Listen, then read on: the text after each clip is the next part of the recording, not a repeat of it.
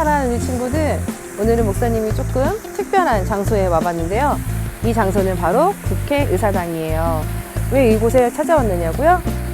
여의도에 우리 친구들을 위한 장소를 한번 물색해 보다가 이곳까지 오게 되었답니다. 자, 이곳에서는요, 많은 사람들이 이 나라를 위해서 열심히 일을 하고 계시는데요. 국회의사당 안으로 들어가는 사람들도 있답니다. 이곳에서 정말 이 나라를 위해서 열심히 애쓰시는 정말 정치 국회의원분들을 위해서 또 기도할 수 있는, 이 나라를 위해서 기도할 수 있는 우리 친구들 다 될 수 있었으면 참 좋겠습니다. 그리고 우리 친구들 중에서는 정말 국회의원 또는 대통령과 같은 그런 원대한 또 꿈을 가진 친구들도 있을 텐데요. 목사님, 우리 초등 2부 친구들 중에서 정말 하나님을 경외하는 정말 멋있는 그런 정치인들이 많이 나와서 이 나라를 더 하나님이 기뻐하신 나라로 만들어 갈 수 있기를 간절히 소망하며 축복합니다. 많이 나올 수 있기를 바라요. 그러면 우리 친구들, 이제 사도행전 4장을 이 자리에서 한번 읽어보려고 하는데요. 용기를 내어서 목사님이 한번 읽어보도록 하겠습니다. 준비되었나요? 사도행전 4장 속으로 고고싱! 사도행전 4장의 말씀을 한번 읽어보도록 하겠습니다. 사도들이 백성에게 말할 때에 제사장들과 성전 맡은 자와 사두개인들이 이르러 예수 안에 죽은 자의 부활이 있다고 백성을 가르치고 전함을 싫어하여 그들을 잡음에 날이 이미 저물었으므로 이튿날까지 가두었으나 말씀을 들은 사람 중에 믿는 자가 많으니 남자의 수가 약 5천이나 되었더라. 사랑하는 친구들, 저번에는 베드로가 전도를 해서 몇 명이 믿었죠? 맞아요. 3,000명이 전도가 되었는데요. 이 사도행전 4장을 읽어보니까 이번에는 베드로가 전도한 이 사람의 수가 남자만 약 몇 명이냐면 5,000명이나 되었다고 합니다. 정말 놀라운 일이죠. 이튿날 관리들과 장로들과 서기관들이 예루살렘에 모였는데 대제사장 안나스와 가야바와 요한과 알렉산더와 및 대제사장의 문중이 다 참여하여 사도들을 가운데 세우고 묻되 너희가 무슨 권세와 누구의 이름으로 이 일을 행하였느냐. 이에 베드로가 성령이 충만하여 이르되 백성의 관리들아 장로들아 만일 병자에게 행한 착한 일에 대하여 이 사람이 어떻게 구원을 받았느냐고 오늘 우리에게 질문한다면 너희와 모든 이스라엘 백성들은 알라. 너희가 십자가에 못 박고 하나님이 죽은 자 가운데서 살리신 나사렛 예수 그리스도의 이름으로 이 사람이 건강하게 되어 너희 앞에 섰느니라. 이 예수는 너희 건축자들의 버린 돌로서 집 모퉁이의 머릿돌이 되었느니라. 다른 이로서는 구원을 받을 수 없나니 천하 사람 중에 구원을 받을 만한 다른 이름을 우리에게 주신 일이 없음이라 하였더라. 그리고 이제 관리들과 장로들과 서기관들이 다 모여서 이제 베드로에게 물어본 거예요. 도대체 너네가 이 일을 하는 이유가 뭐냐? 누가 너희들에게 이 일을 시켰냐라고 말이에요. 그런데 베드로가 성령이 충만해서 이렇게 대답을 했다고 해요. 우리가 누가 어떤 권위를 우리에게 주어서 이 자리에 선 것이 아니라 바로 예수 그리스도의 이름으로 이 사람이 건강하게 되었다. 그래서 이 사람이 예수님의 이름 때문에 치료를 받아서 너희 앞에 서게 되었다라고 말을 한 것이지요. 정말 놀랍지 않나요?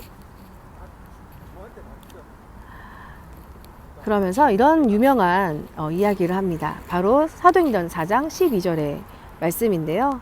우리 친구들 같이 한번 읽어볼게요. 준비, 시작. 다른 이로서는 구원을 받을 수 없나니 천하 사람 중에 구원을 받을 만한 다른 이름을 우리에게 주신 일이 없음이라 하였더라. 아멘. 맞아요. 우리 친구들, 예수님 외에 그 어느 누구도 구원을 줄 수가 없어요. 하나님이 오직 예수님을 통해서 하나님께로 다시 되돌아올 수 있는 그 문을, 그 길을 열어주셨다는 사실을 우리 친구들이 꼭 기억할 수 있기를 바랍니다. 13절의 말씀을 다시 읽겠습니다. 그들이 베드로와 요한이 담대하게 말함을 보고 그들을 본래 학문 없는 범인으로 알았다가 이상히 여기며 또 전에 예수와 함께 있던 줄도 알고 또 병 나은 사람이 그들과 함께 서 있는 것을 보고 비난할 말이 없는지라. 명하여 공회에서 나가라 하고 서로 의논하여 이르되 이 사람들을 어떻게 할까? 그들로 말미암아 유명한 표적이 나타난 것이 예루살렘에 사는 모든 사람에게 알려졌으니 우리도 부인할 수 없는지라. 이것이 민간에 더 퍼지지 못하게 그들을 위협하여 이후에는 이 이름으로 아무에게도 말하지 말게 하자 하고 그들을 불러 경고하여 도무지 예수의 이름으로 말하지도 말고 가르치지도 말라 하니 베드로와 요한이 대답하여 이르되 하나님 앞에서 너희의 말을 듣는 것이 하나님의 말씀을 듣는 것보다 옳은가 판단하라. 우리는 보고 들은 것을 말하지 아니할 수 없다 하니 관리들이 백성들 때문에 그들을 어떻게 처벌할지 방법을 찾지 못하고 다시 위협하여 놓아주었으니 이는 모든 사람이 그 된 일을 보고 하나님께 영광을 돌림이라. 이 표적으로 병 나은 사람은 40여세나 되었더라. 아멘.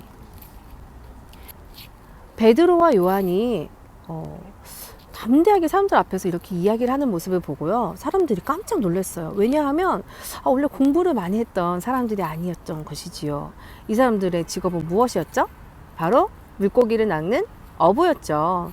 그런데 정말 지식이 많은 사람처럼 공부를 많이 한 사람처럼 이 예수님을 전하니까 너무너무 이상했던 거예요.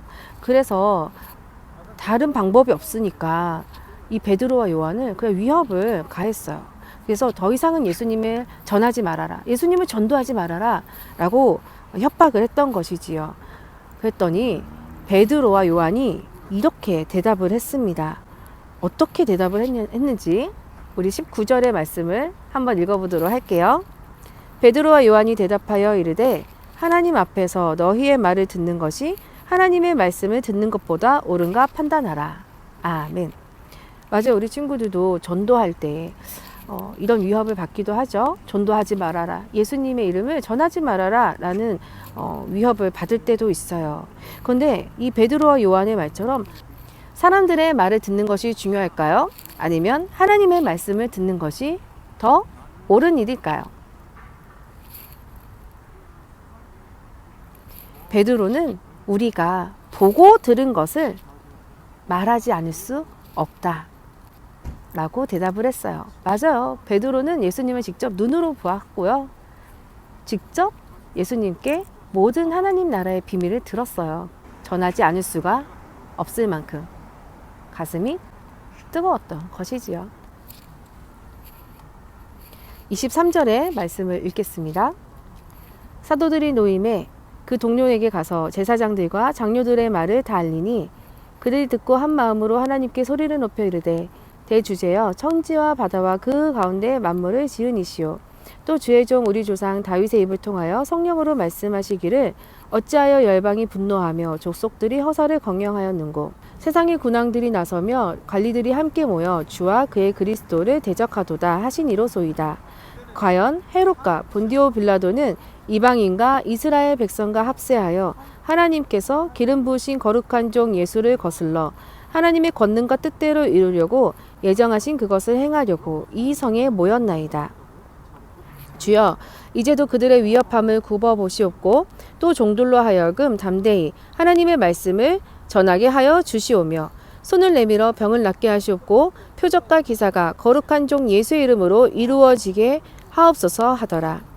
빌기를 다함에 모인 곳이 진동하더니 무리가 다 성령이 충만하여 담대히 하나님의 말씀을 전하니라. 우리 친구들 놀라운 일이 벌어졌어요. 베드로와 요한이요 이제 갇혀 있다가 공회에 갇혀 있다가 풀려나게 되었는데요. 이제 그 동료들에게 가서 있었던 일들을 보고를 했어요. 다 알렸던 것이지요. 예수님을 전하지 말라는 위협을 받았다. 이 말을 듣고요. 사도들의 마음, 예수님의 제자들은 마음이 어땠을까요? 그래서 이 사람들은요. 한 마음으로 하나님께 기도하기 시작했어요. 하나님, 우리에게 이 위협하고 있는 이 사람들을 보시옵소서. 우리가 담대히 하나님의 말씀을 전할 수 있게 도와주세요. 라고 기도를 했던 거예요. 그러면서 또 어떤 기도를 했냐면요. 30절, 31절을 읽어보면은 우리가 용기 있게 하나님의 말씀을 전할 수 있게 해주세요. 라고 29절에서 이야기를 했고요. 기도를 했던 것이죠. 30절에서는 우리가 손을 내밀어서 기도하면은 병이 낫게 해주세요 라고 기도를 했고, 또 여러 가지 귀신이 나가는, 또 여러 가지 기적이 일어나는 일들이 예수님의 이름으로 이루어지게 해주세요 라고 기도를 했어요. 이 기도가 끝나고 나니까요, 아주 놀라운 일이 벌어졌는데, 그 모인 곳이, 모여서 기도하는 곳이 진동하듯이 떨렸던 것이에요. 그리고 성령님께서 충만하게 이 각 한 사람 한 사람에게 전해져서 그들이 용기 있게 하나님의 말씀을 전할 수 있게 되었답니다. 정말 놀랍지 않나요? 32절 말씀입니다. 믿는 무리가 한 마음과 한 뜻이 되어 모든 물건을 서로 통용하고 자기 재물을 조금이라도 자기 것이라 하는 이가 하나도 없더라. 사도들이 큰 권능으로 주 예수의 부활을 증언하니 우리가 큰 은혜를 받아 그 중에 가난한 사람이 없으니 이는 밭과 집 있는 자는 팔아 그 판 것의 값을 가져다가 사도들의 발 앞에 두매 그들이 각 사람의 필요를 따라 나누어 줌이라. 그부로에서 난 레이족 사람이 있으니 이름은 요셉이라. 사도들이 일컬어 바나바라 번역하면 위로의 아들이라 하니 그가 밭이 있음에 팔아 그 값을 가지고 사도들의 발 앞에 두니라. 아멘. 우리 친구들 이 32절에서 4장의 37절의 이야기는요, 처음에 생겨난 교회의 이야기예요. 우리는 그 교회의 이름을 뭐라고 부르나요? 바로 초대교회지요. 이 초대교회에서 어떤 일이 일어났냐면 서로 자기의 물건을 자기 것이라고 주장하지 않고 어려운 사람들에게 또 내가 가진 것을 남에게 조금씩 나누어 주는 이런 일들이 일어났던 거예요. 그리고 이 사람들은요, 예수님의 부활, 예수님이 부활하셨어요 라는 것을 많은 사람들에게 또 증언을 해왔답니다. 내가 증인이에요 라고 얘기했던 것이지요. 그리고 그 가운데서도 가난한 사람들이 없었대요. 아니, 어떻게 가난한 사람이 없을 수가 있지요? 그것은 바로 많이 가지고 있는 사람들이요, 자기가 가진 것을 팔아서 가난한 사람들에게 나누어 주었기 때문이에요. 그래서 배를 굶거나 어렵게 살아가고 있는 사람이 없었던 것이지요. 그리고 그 중에서도 정말 그 유명한 사람 한 명 있는데요. 그 사람 이름은 바로 무엇일까요? 36절을 보면요, 요셉이라고 하는 사람이 한 명 있는데 이 사람의 이름은 바나바라고 사람들이 바나바라고 불렀대요. 바나바라고 하는 것은 위로의 아들이다 라는 뜻이래요. 그 이름이. 그 바나바라는 이름을 왜 붙여주었을까요? 그렇죠. 이 요셉이라고 하는 사람이요, 자기가 갖고 있는 밭을 팔아서 그 값을 다른 사람들에게 다 나눠주는 일에 앞장섰기 때문이었답니다. 이렇게 오늘도 사도행전 4장을 함께 읽어보았는데요. 우리 친구들 사도행전 4장을 읽고 무엇을 느꼈나요? 무슨 생각을 하게 되었나요? 맞아요. 우리도 전도를 할 때 많은 위협이 있죠. 하지만 그 위협할 때 정말 목사님은 기도할 수 있겠다라는 생각이 들었어요. 그리고 부족한 것들, 우리에게 용기가 부족하다면 하나님께 더욱더 기도하며 나아갈 때 성령님께서 우리와 함께 하셔서 예수님을 더 용기 있게 전할 수 있겠구나라는 생각을 하였답니다. 그리고 예수님을 믿는 사람들은 이렇게 자기가 가진 것을 없는 사람들에게 나누어 줄 수 있는 그런 긍휼한 마음이 생긴다는 것도 알게 되었어요. 우리 친구들 함께 우리 주한교회도 이런 아름다운 교회가 될 수 있게 함께 기도했으면 좋겠습니다. 이런 초대교회와 같은 아름다운 주한교회 될 수 있게 인도해 주시라고, 또 우리 그런 초등 이부가 되게 해 주시라고 이 시간 다 함께 기도할게요. 기도하겠습니다.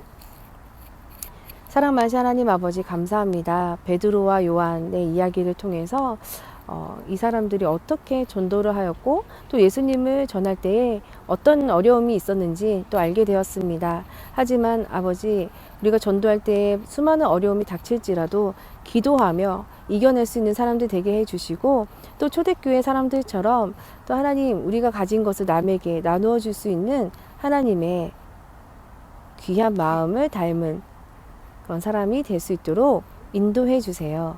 우리 초등이부 친구들이 그런 멋진 하나님의 자녀가 될 수 있도록 이끌어 주시옵소서. 감사드리며 이 모든 말씀 예수 그리스도의 이름으로 기도합니다. 아멘. 자, 우리 친구들 이제 사도행전 5장으로 다음에 다시 만나요.